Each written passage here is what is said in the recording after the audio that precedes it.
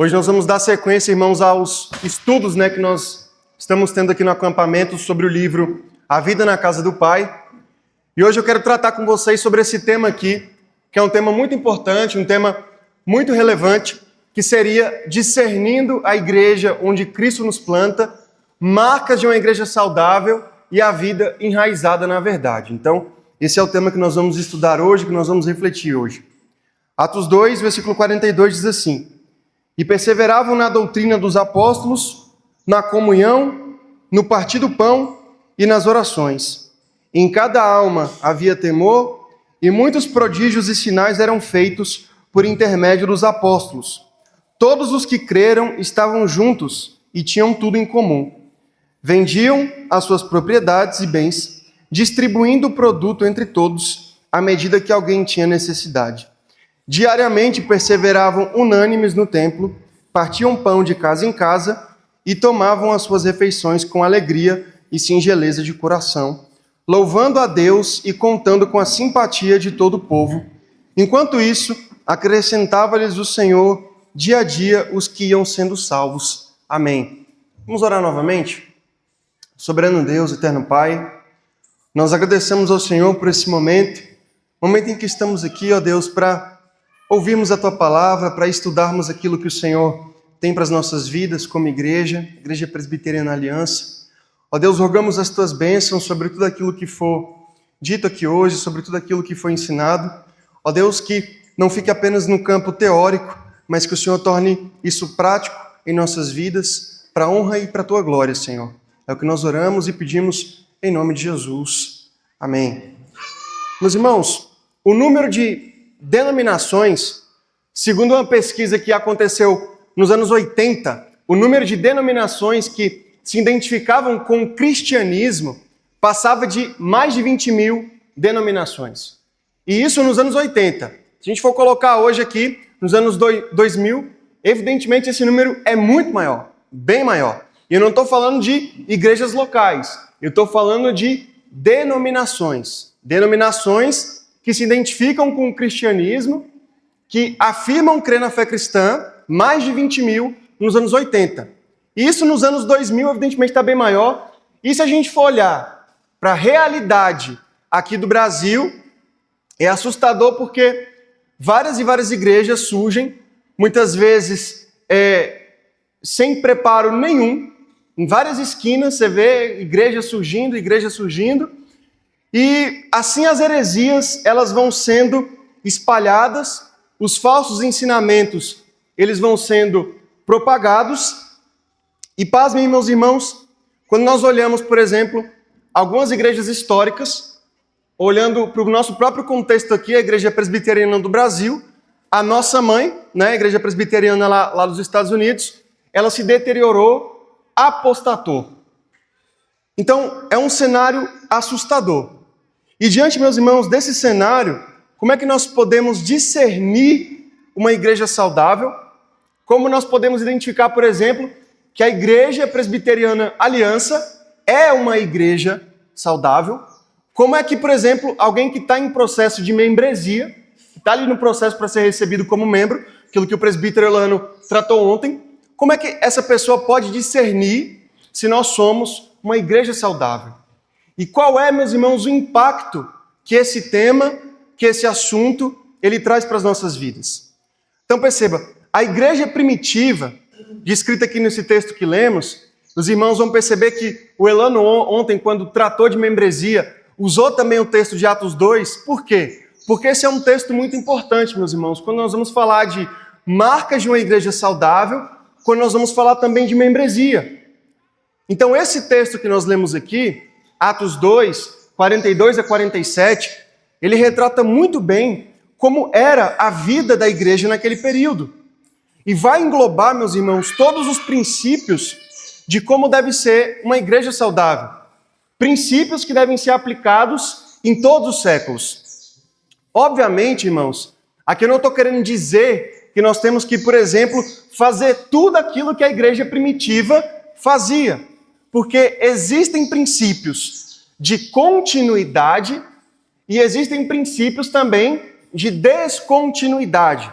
Então, por exemplo, hoje nós não temos mais apóstolos, né? Algumas igrejas aí, um homem do chapelão, ele se chama de apóstolo, mas ele não é apóstolo coisa nenhuma. Tem aquele ditado que fala assim, apóstolo bom é apóstolo morto. E de fato, não existem mais apóstolos. Paulo e Pedro não estão mais aqui, né? Então, nós não temos mais apóstolos aqui conosco. Mas nós temos os seus ensinamentos registrados nas páginas do Novo Testamento. Então, existe continuidade, certo? Então, não estou dizendo aqui que nós temos que imitar tudo aquilo que a igreja primitiva fazia, mas existem princípios que estão nesse texto aqui que lemos, que nós temos que aplicar e que são princípios que a igreja, ao longo dos séculos, ela tem que sempre buscar viver, sempre buscar aplicar. E o nosso estudo, meus irmãos, ele vai ser basicamente dividido em 3 tópicos. Evidentemente, meus irmãos, dentro desses 3 tópicos aqui, existem outros subtópicos que nós vamos estudar, que nós vamos ver aqui ao longo do nosso estudo. O primeiro, meus irmãos, é devoção ao ensinamento apostólico, foco centrado no Senhor e amor uns pelos outros. E nós vamos ver o que significa cada um desses tópicos aqui. Esses tópicos eles foram retirados desse texto aqui de Atos 2 e tem outros textos também no Novo Testamento que vão tratar dessa questão. Então veja, meus irmãos, é muito comum que o sucesso de uma igreja local ele seja medido pela quantidade de membros. Então, é muito comum a gente falar assim, poxa, olha lá, aquela igreja é uma igreja saudável, é uma igreja forte porque ela tem vários membros. Tem 1.000 membros, 1.500 membros. Então, muitas pessoas acham que quantidade de membros é sinônimo de igreja saudável. Só que isso não é uma verdade que nós vemos no Novo Testamento. Porque se nós formos tratar de quantidade e de igreja saudável, se quantidade de membros significa igreja saudável, então nós vamos falar, por exemplo, que a seita Igreja Universal do Reino de Deus, do Bispo Edir Macedo, é uma igreja muito saudável, é uma igreja viva. Nem igreja é uma seita. E outras seitas também, como por exemplo, a Igreja Mundial do Poder de Deus, do, entre aspas, apóstolo Valdemiro Santiago. Então, meus irmãos, quantidade de membros não implica uma igreja saudável. Não implica. Então, veja, um autor, e essa ilustração aqui nós tiramos aqui do nosso livro, ele vai dizer o seguinte, imagine que uma criança nasceu e essa criança ela foi totalmente abandonada à sua sorte. Os pais daquela criança pegaram aquela criança, colocaram ela em um ambiente totalmente isolado durante vários anos e ela até comia, mas ela não tinha uma nutrição apropriada, ela não tinha oportunidades de aprendizado, ou seja, aquela criança não aprendeu a ler e ela também não fazia exercícios físicos. E ela mesmo assim ficou uma criança, ela cresceu e ficou uma criança grande, mas não tinha comida adequada, não fazia exercício e continuava crescendo fisicamente, só que era de um modo totalmente equivocado, totalmente errado.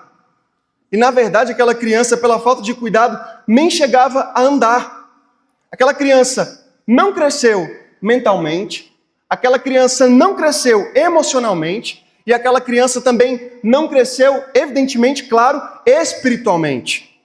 Então, é claro que isso aqui é uma ilustração bem forte, bem desagradável, mas esse é o retrato de algumas igrejas pelo Brasil, pelo mundo, e infelizmente até mesmo de algumas igrejas presbiterianas.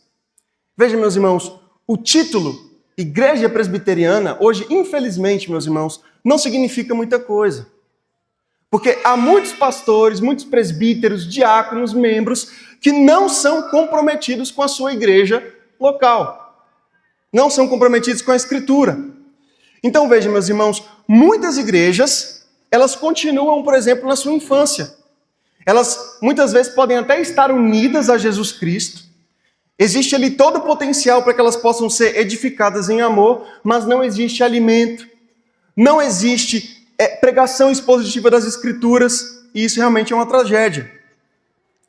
Um outro ponto que muitas pessoas confundem com igreja saudável é a quantidade de programações. Eu lembro que quando eu me converti, estava numa igreja totalmente errada, equivocada, doutrinas erradas, práticas equivocadas. Eu vivia na igreja. Então, sábado eu estava na igreja, no meio de semana eu estava na igreja. Então, às vezes, a minha família me chamava para ir no almoço, num dia de sábado. Eu não podia ir porque tinha programação da igreja. Se eu tinha alguma programação, por exemplo, numa quarta-feira à noite, eu não podia ir porque eu estava em uma programação da igreja.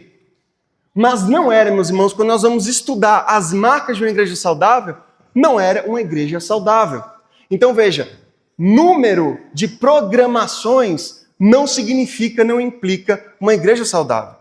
E muitas vezes, irmãos, esse é um tópico muito importante, o ativismo que nós temos, ele vai revelar que nós estamos muitas vezes focados em tudo, menos no principal, Jesus Cristo. Lembram do exemplo de Marta? Então veja, muitas vezes excesso de atividade, ativismo, é apenas uma maquiagem que vai esconder o quê? A nossa falta de oração, falta de leitura da palavra, falta de piedade, falta até mesmo de compromisso, muitas vezes, com a igreja local. Estamos bem próximos das atividades, mas distantes de Jesus. Então, o primeiro tópico que eu quero tratar com vocês é esse. O sucesso de uma igreja não pode ser medido, meus irmãos, por seus números, pela quantidade de membros. O sucesso, as marcas de uma igreja saudável, uma igreja ser saudável, não é medido pela quantidade de atividades. Então, o que é que deve estar por trás? E aqui eu quero deixar, meus irmãos, bem claro o seguinte. O fato de uma igreja ter muitos membros também não significa que ela não é uma igreja saudável. A gente tem, por exemplo, um bom exemplo que seria a igreja do John MacArthur, que existem ali as marcas de uma igreja saudável e é uma igreja com muitos membros. Então eu não quero de forma alguma que os irmãos entendam que eu estou falando aqui que a Igreja Presbiteriana Aliança não vai crescer em número de membresia. Se o Senhor permitir, se o Senhor quiser, nós queremos crescer. Mas existem princípios que nós não podemos abandonar nesse processo. E o primeiro de tudo, meus irmãos, é esse aqui: devoção aos ensinamentos apostólicos. Então o texto, meus irmãos, que nós lemos, vou pedir que você deixe a sua Bíblia aberta, vai dizer o seguinte, que a igreja perseverava na doutrina dos apóstolos e na comunhão. Então percebam, irmãos, a igreja, ela é fundada como resultado direto da pregação, como resultado direto da evangelização, como resultado direto da doutrina. O texto ali de Efésios 2 vai dizer que a igreja ela tem como fundamento a doutrina dos apóstolos e profetas. Então perceba, o texto que nós lemos, no contexto anterior, o Espírito Santo desce sobre os apóstolos, sobre os discípulos, Pedro se levanta, Pedro começa a pregar o evangelho e o Espírito Santo, ele opera um avivamento, onde aproximadamente 3.000 pessoas se convertem. E a igreja, então, o texto vai dizer que perseverava no ensinamento apostólico. E aqui, meus irmãos, a ideia no original, quando fala perseverar, a ideia de perseverar significa ser forte em direção a alguma coisa. Então a ideia é que a igreja primitiva era forte em direção ao ensinamento apostólico. E quando o texto fala doutrina dos apóstolos, o termo que é usado aqui é didaquê, que em alguns textos do Novo Testamento, ensinamento, didaquê, é traduzido também como doutrina. E João Calvino, meus irmãos, ele vai dizer que a doutrina, ela é a alma de uma igreja local. E a ideia, meus irmãos, é que a igreja buscava com zelo e com apego a doutrina apostólica. E aqui, meus irmãos, essa palavra didaquê, ela traz para nós duas implicações. Didaquê, essa palavra doutrina, ela faz referência tanto ao conteúdo do ensinamento apostólico, como também à maneira do ensinamento apostólico. O que exatamente ensinavam os apóstolos? O que exatamente ensinavam os apóstolos? Absolutamente, meus irmãos, tudo aquilo que lemos nas páginas do Novo Testamento e também aquilo que nós vemos no Antigo Testamento. Lembra que no começo eu falei que nós temos aqui aspectos de continuidade e aspectos também de descontinuidade. Descontinuidade, nós não temos mais os apóstolos fisicamente aqui conosco. Continuidade, nós temos a doutrina dos apóstolos aqui conosco. Então veja, um bom exemplo seria o texto de Atos 17, versículo 2, onde o texto vai dizer que Paulo foi na sinagoga e ele discutia, ele arrazoava, conforme diz o texto, com eles sobre as Escrituras. E as Escrituras aqui é uma referência ao Antigo Testamento. Ou seja, o conteúdo do ensinamento apostólico era tudo aquilo que estava nas páginas do Antigo Testamento e também aquilo que nós vemos no Novo Testamento. Ou seja, todas as verdades sobre Deus, sobre o homem, sobre o pecado, sobre graça, sobre o céu, sobre o inferno. A igreja, meus irmãos, era forte em direção ao ensino de todas as verdades das Escrituras. Então veja, meus irmãos, isso inclui não apenas doutrina. Não apenas doutrina. Há uma diferença, meus irmãos, entre uma doutrina e os aspectos práticos daquela doutrina. Você quer ver um exemplo disso? Nós estamos tendo a exposição na igreja sobre Efésios. E Efésios você vai ver que há ali uma parte altamente doutrinária, mas você vai ver também o apóstolo Paulo, com base nessa doutrina, trazendo aspectos práticos daquelas verdades, daquelas doutrinas. Então, John MacArthur ele fala o seguinte: temos de saber o que a Bíblia diz sobre algo antes de saber como agir. O problema, meus irmãos, é que nós muitas vezes queremos fazer o oposto. Primeiro nós agimos, primeiro nós ensinamos determinados conceitos aos nossos filhos e aí depois a gente vai para a Bíblia. Aí depois a gente vai, eu estou fazendo tudo errado. Na verdade, meus irmãos, a Bíblia ela tem sempre que nos guiar no começo, no meio e no fim. A Bíblia é o nosso padrão. A doutrina, meus irmãos, ela tem um aspecto prático. Então a Bíblia ensina como nós temos que lidar com o nosso casamento. A Bíblia fala como nós temos que lidar com o nosso dinheiro.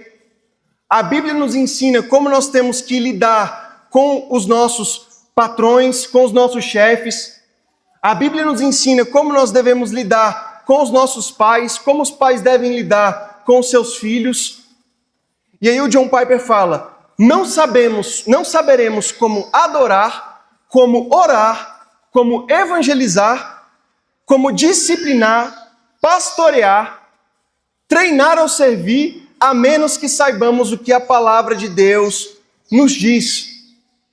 Irmãos, quando nós analisamos essa pregação, a pregação dos apóstolos, a doutrina dos apóstolos, nós vemos que havia também uma maneira de se ensinar.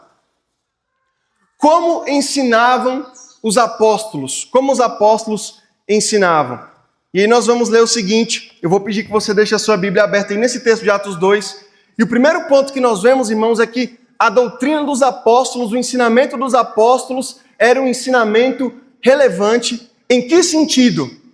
No sentido de que aquela doutrina, ela trazia respostas às perguntas que eram feitas. Veja, a Bíblia traz respostas a todos os seus questionamentos. A todos os seus questionamentos. Então perceba, eles forneciam as informações de Deus para o entendimento atual daquele povo, para a circunstância daquele povo. Veja aí Atos 2, versículo 15 a 16. Então perceba, quando o Espírito Santo desce, eles recebem ali o dom de línguas e idiomas, então a interpretação daqueles homens eram: eles estão bêbados às 9 horas da manhã. E aí o apóstolo Pedro vai dizer no versículo 15 o seguinte: estes homens não estão embriagados como vides pensando, sendo esta a terceira hora do dia. Aí o versículo 16: mas o que ocorre é o que foi dito por intermédio do profeta Joel.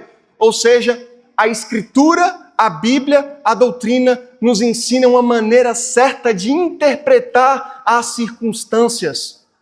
Muitas vezes nós tomamos decisões erradas, equivocadas, e aquelas decisões erradas, equivocadas, elas são fruto de pecados, de idolatrias do nosso coração. Então, às vezes, nós interpretamos uma determinada situação de uma forma, veja, eles estão bêbados. E, na verdade, é o oposto. Eles estão cheios do Espírito Santo, por isso que eles estão falando em outros idiomas, em outras línguas. Então, perceba, 1 Coríntios também é um bom exemplo disso. Paulo lida com a circunstância daqueles irmãos. Ali ele vai tratar do Espírito Santo, ali ele vai tratar de divisões que havia na igreja, da falta de amor, da confusão que havia, por exemplo, na hora da ceia, a ponto de alguns irmãos ficarem embriagados, e tudo isso, meus irmãos, aplicando a doutrina ao viver. A doutrina ao viver. E é por isso, meus irmãos, que um tópico que nós sempre tratamos, que já foi tratado na EBD, que já foi tratado em pregação, é o fato de que quando o ministro do Evangelho se levanta para pregar, se levanta para ensinar, ali é o próprio Cristo falando, é o próprio Cristo usando o seu ministro. E veja, nós vimos isso ontem, porque muitas vezes, qual que é, meus irmãos, a nossa interpretação equivocada?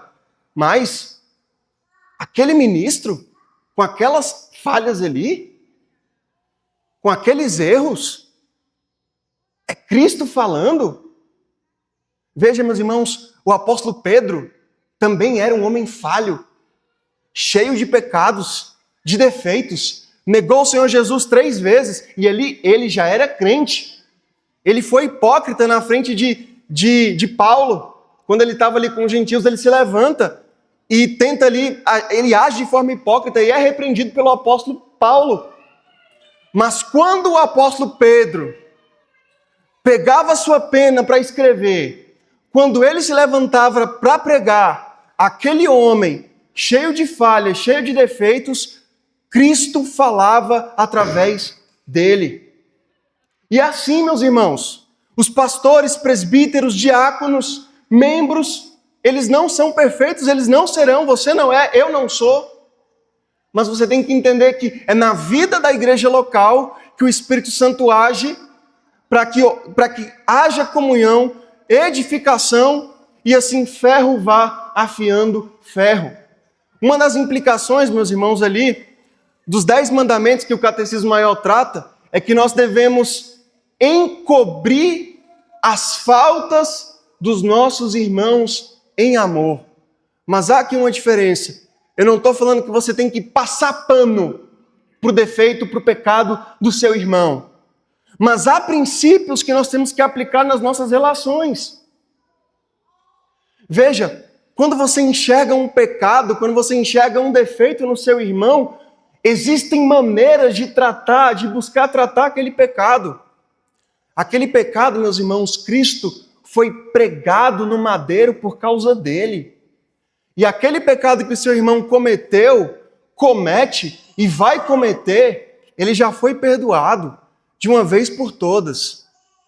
Então veja, é aplicar a doutrina a tudo nas nossas vidas. E o segundo tópico, meus irmãos, esse ensinamento ele era encharcado das Escrituras, era expositiva. Nós vimos aqui o texto de Atos 2, versículo 16 em diante. O que é que o apóstolo Pedro faz? Ele pega o texto de Joel e ele aplica ao contexto ali, ele explica aquele texto. E lembre-se, irmãos, o apóstolo Pedro, ele passou ali anos aprendendo com o próprio Jesus. Mas, lembrem-se, não foi apenas aqueles 3 anos.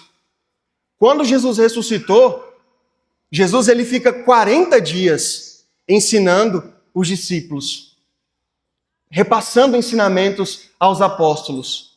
Então, a interpretação que Pedro traz de Joel é a interpretação que ele aprendeu do próprio Cristo. Então, a doutrina apostólica era encharcada das Escrituras e era cristocêntrica. Veja o versículo 22 de Atos 2, que diz assim: varões israelitas, atendei a estas palavras. Jesus, o Nazareno varão, aprovado por Deus diante de vós com milagres, prodígios e sinais, os quais o próprio Deus realizou por intermédio dele dentre vós, como vós mesmos sabeis. Aí ele continua a exposição. E isso logo depois de tratar do texto de Joel. Ou seja, o ensinamento apostólico ele tinha como foco Cristo. Cristo era o centro, Cristo era o assunto, a obra de Cristo era o assunto. E o quarto tópico, aquele ensinamento também era aplicativo, como nós já tratamos aqui, e também era doutrinário. Então veja, versículo 23, o apóstolo Pedro vai dizer: vocês o mataram, aplicando a doutrina, aplicando o ensinamento. E era, meus irmãos, autoritativa. Eles pregavam como realmente anunciando a vontade e a verdade de Deus. E isso tinha um propósito: incitar a vida piedosa. Irmãos, ali na igreja primitiva, nós não tínhamos o propósito de... Ali não havia o propósito de se reunir para um entretenimento. Veja, aqui existe muita edificação, aqui existe muita comunhão, mas o principal foco, e era muito assim antigamente, as pessoas iam para acampamentos, para retiros, e elas iam buscando ali realmente um renovo da parte do Senhor. Não havia, meus irmãos, na igreja primitiva esse propósito de se reunir para entretenimento. Não havia ali brincadeira com a teologia. O Paul Tripp, no seu livro sobre vocação pastoral, que nós tivemos que ler no primeiro ano do seminário, ele vai falar sobre aqueles que são uma espécie de nerds da teologia. Eles falam de teologia como se estivessem falando de física, de química, de biologia. Um dos tópicos, meus irmãos, uma das implicações que é bem clara e que o Catecismo Maior também traz para nós é que é uma maneira equivocada, pecaminosa, de você tratar a teologia quando você vai até ela buscando sanar as suas curiosidades, investigando aqueles decretos que são secretos da parte do Senhor. Mas, infelizmente, muitas pessoas tratam a teologia dessa forma. Um dia aderem a uma posição e um dia eles são presbiterianos, no outro dia eles são batistas, e um dia eles são calvinistas, no outro eles são arminianos. Meus irmãos, essa não é a posição. Teologia não é uma brincadeira. Teologia, doutrina, meus irmãos, pode levar para o inferno. E vai levar muita gente para o inferno. Você quer ver um exemplo disso? Quando Jesus Cristo, ele debatia com os fariseus, Jesus, ele vira para os fariseus e ele fala: se vocês não crerem que eu sou, perecerão nos seus pecados. E esse eu sou, ele está fazendo referência à aparição do Senhor na sarça ardente a Moisés. Jesus estava falando de doutrina. Se vocês não crerem na minha divindade, que eu sou Deus, vocês irão para o inferno. E perceba, eles viviam como se fossem super santos. Iam para o templo, davam dízimo, estavam no meio do povo de Deus, no povo de Israel, eles iam para a sinagoga, mas no coração deles, na mente deles, havia uma doutrina totalmente equivocada, totalmente errada. Sabe qual que é o ponto, meus irmãos? É que nós muitas vezes relegamos a Bíblia apenas uma autoridade titular para as Escrituras. O que significa isso? O que significa a Bíblia ter uma autoridade titular sobre as nossas vidas? Significa que nós vemos a Bíblia apenas dando um título a ela, de autoridade. Mas ela não tem realmente um aspecto prático funcional. Ela só tem um título. João Calvino fala sobre isso. Buscamos a verdadeira igreja de Cristo, e aqui ele está comentando Atos 2. Sua imagem retratada aqui é fiel ao original. Ela começa com a doutrina que é a alma da igreja, onde quer que a pura voz do evangelho soe, onde os homens sigam professando a fé no evangelho, onde se apliquem a ouvir a palavra regularmente para o seu benefício, ali, sem dúvida alguma, está a igreja do Senhor. É esse o tópico aqui, é esse o ponto. E o segundo tópico, meus irmãos, é o foco centrado em Deus. Então, tendo estabelecido esse tópico importante anterior, vamos entrar nesse segundo tópico, que é a igreja primitiva, que é uma igreja saudável. Além de doutrina, ela tem o seu foco centrado no Senhor. E o F.F. Bruce, um comentarista do Novo Testamento, ele fala o seguinte: a convicção do pecado que se segue à pregação de Pedro não foi um pânico momentâneo, mas encheu o povo de um temor duradouro. Deus estava operando no meio deles. Eles testemunhavam o nascimento de uma nova era. Esse temor, meus irmãos, que havia na igreja primitiva, conforme diz o versículo 43, em cada alma havia temor. Esse temor, irmãos, não era um pânico, algo que paralisava, mas era um reconhecimento da glória, da grandeza e da majestade do Senhor. Um Deus amoroso, um Deus grandioso, que revela a sua graça plena na pessoa e na obra de Jesus Cristo, salvando pecadores, e isso gera frutos na vida da igreja. E qual que é o reflexo disso, meus irmãos? O temor. E esse temor é justamente o reflexo, é justamente o fruto dessa salvação que vem de Deus. A igreja então vivia, como nós vemos aqui, uma vida de adoração. Percebe, meus irmãos, que esses textos aqui, Colossenses 1, versículo 16, pois nele foram criadas todas as coisas. Tudo foi criado por meio dele e para ele. Apocalipse 4, versículo 11, tu és digno, Senhor e Deus nosso, de receber a glória, a honra e o poder. Isaías 43, versículo 7, a todos que são chamados pelo meu nome e os que criei para a minha glória. Então, todos esses textos aqui, meus irmãos, eles vão dizer que absolutamente tudo que há, tudo que existe, foi criado para a glória do Senhor. E isso inclui tudo, até mesmo a igreja. Então perceba, a igreja ela foi criada com esse objetivo, de ter o seu foco totalmente em Cristo, na pessoa do Senhor. A igreja, ela não foi criada para nossa alegria e para nossa realização pessoal. Muitas vezes, meus irmãos, sim, o nosso chamado, o nosso trabalho na igreja vai trazer alegria, mas não é o foco primariamente. O foco, muitas vezes, de várias igrejas é trazer conforto, é trazer foco totalmente no homem.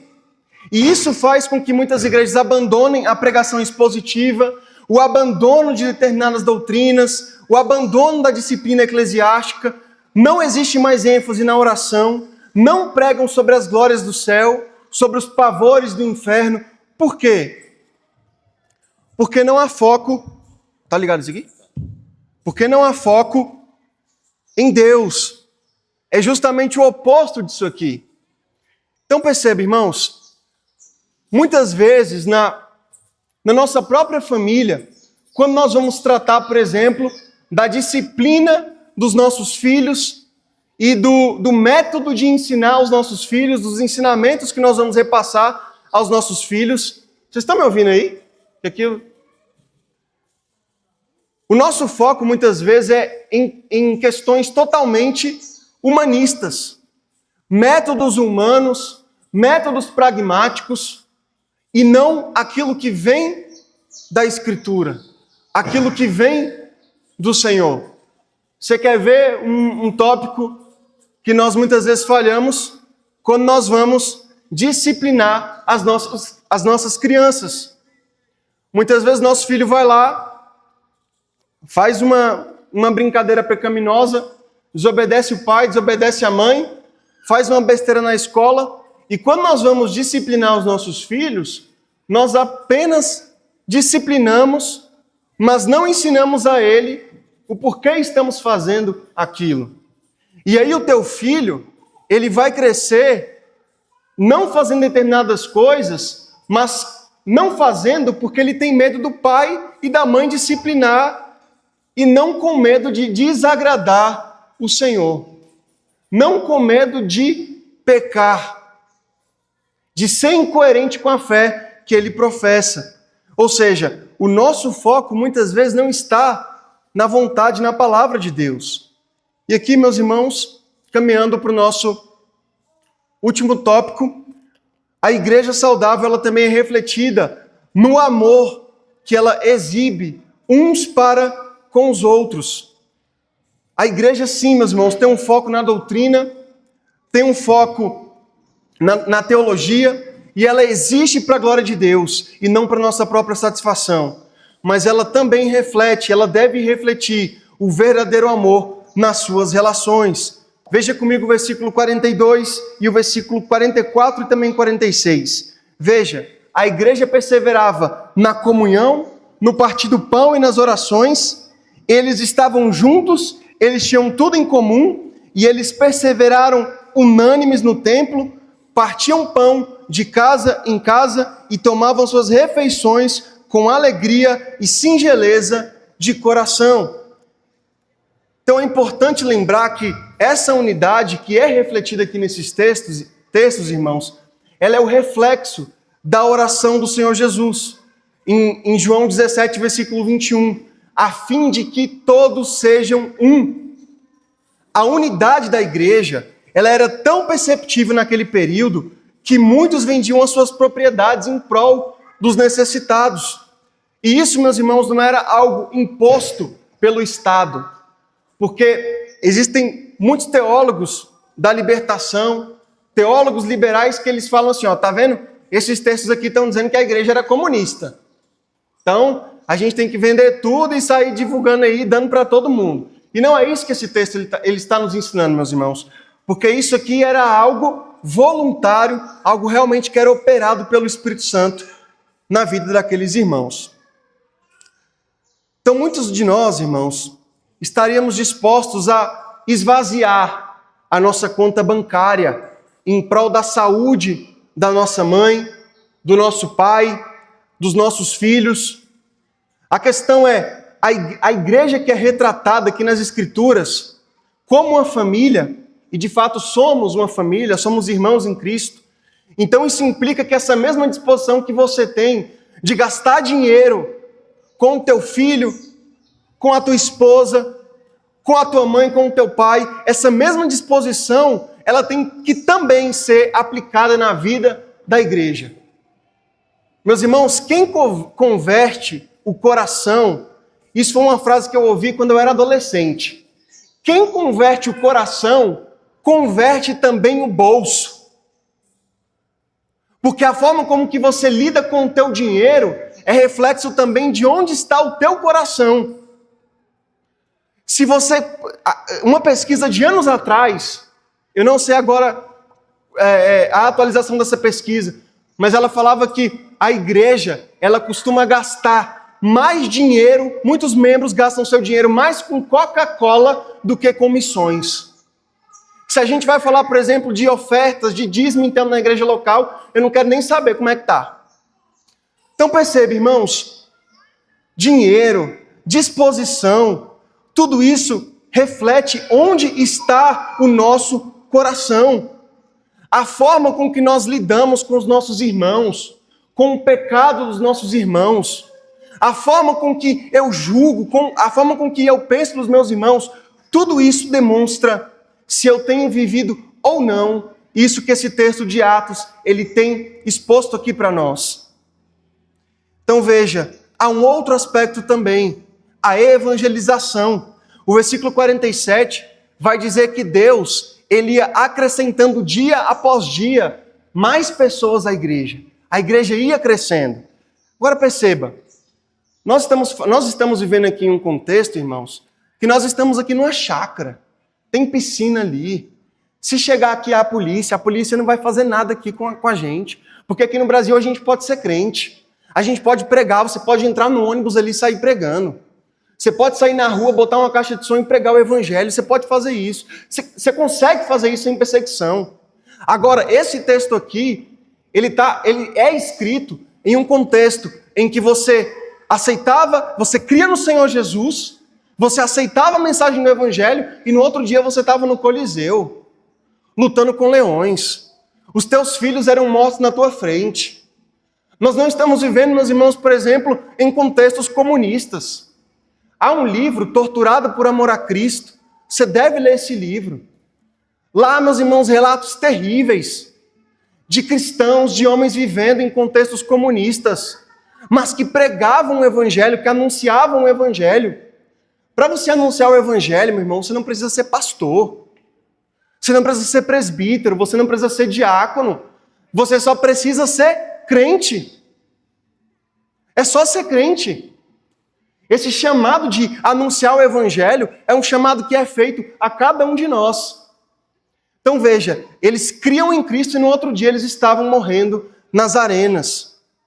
Mas muitas vezes, meus irmãos, John MacArthur ele tem uma frase interessante que ele fala, para muitos cristãos, o máximo de infiltração que conseguem na sua comunidade é quando usam um adesivo com um peixe desenhado no vidro de trás do carro. Aí aqui no nosso contexto a gente pode falar o máximo é usar lá aquela sassa da IPB no carro. São pessoas que não falam de Cristo, não anunciam o evangelho. E aqui, irmãos, é importante eu deixar uma questão bem clara. Eu não estou falando aqui de eventos evangelísticos. Os eventos, eles têm sim o seu lugar. E eu entendo que eventos evangelísticos têm um papel importante na igreja local. Então, por exemplo, nós podemos agendar um dia para que nós possamos ir no Parque de Águas Claras, sair em Vicente Pires evangelizando, entregando panfletos, convidando as pessoas a irem para o culto, falando do evangelho. Mas o que eu estou falando aqui é algo que vai além disso. É de uma vida de evangelização. Porque aquelas pessoas que estão andando em Vicente Pires, que estão andando em Águas Claras, elas estão lá no seu trabalho. Elas estão lá no seu almoço da sua família no sábado. Elas estão com você na sua faculdade. Elas estão com você o tempo todo. Então eu estou falando aqui de viver uma vida de evangelização. E para terminar, meus irmãos, eu quero trazer aqui algumas aplicações a nós. Seja grato pelo privilégio. Então há um ditado, que esse ditado, ele é verdadeiro, que às vezes nós valorizamos as coisas só quando nós perdemos. Irmão, só quem passou boa parte da sua vida cristã sem ter contato com pregação expositiva, entende o valor de você ter todos os domingos a exposição de um livro da Escritura de forma sequencial, entendendo todo o conselho de Deus. Então seja grato pelo privilégio. O Senhor, Ele te colocou em uma igreja que se preocupa com a pregação expositiva das Escrituras, onde o pastor, ele não prega as coisas que vêm da sua própria cabeça, porque ele nem consegue fazer isso, porque é o texto quem está ditando a mensagem e é o texto quem está ditando também as aplicações. Segundo tópico, ouça a palavra com diligência, porque uma das evidências também, meus irmãos, de uma igreja saudável não é apenas a forma com que a palavra de Deus é pregada, mas é também a forma com que a palavra de Deus é recepcionada. E é por isso que o Catecismo Maior ele vai dizer que há uma forma de se ouvir a pregação. Há uma forma de se ouvir um sermão. Vai dizer que é exigido daqueles que ouvem a palavra que atendam a ela com diligência, preparação e oração. Que comparem com as Escrituras aquilo que ouvem. Que recebam a verdade com fé, amor e mansidão e prontidão de espírito. E muitas vezes a gente vai ver assim, rapaz, o pastor está mandando uma indireta ali para mim do púlpito. Totalmente o oposto daquilo que a gente deve ter como disposição. Terceiro tópico, cuide da sua vida devocional. Muitas mães, meus irmãos, são atarefadas, têm uma agenda cheia, mas eu quero que vocês entendam, especificamente as irmãs que estão aqui, que o Senhor Ele preparou um refrigério a vocês. Deus preparou um refrigério a vocês. E esse refrigério está na palavra do Senhor, nas Escrituras, na oração. Então eu sei que vocês têm noites mal dormidas, demandas, têm dificuldades, mas vocês possuem um refrigério que só pode ser encontrado na palavra do Senhor e na oração. Quarto tópico, demonstre amor aos seus irmãos. Nós cremos na soberania de Deus, na providência de Deus. Você não está aqui por acaso. O Senhor te quis aqui. Então, demonstre o seu amor às pessoas que estão ao seu redor. Procure saber se algum irmão tem alguma necessidade. Você pode, por exemplo, fazer uma oferta para a junta diaconal. Nós estamos precisando, então fica a dica aí. Evangelize, fale de Cristo no seu cotidiano, na sua faculdade, no seu trabalho, na sua vizinhança, não apenas em eventos. Não espere ter eventos, mas fale de Cristo. As ovelhas estão espalhadas, irmãos, aí por fora. E elas vão ouvir a voz de Cristo. E você pode ser esse instrumento. Vamos orar, irmãos? Vamos nos colocar de pé?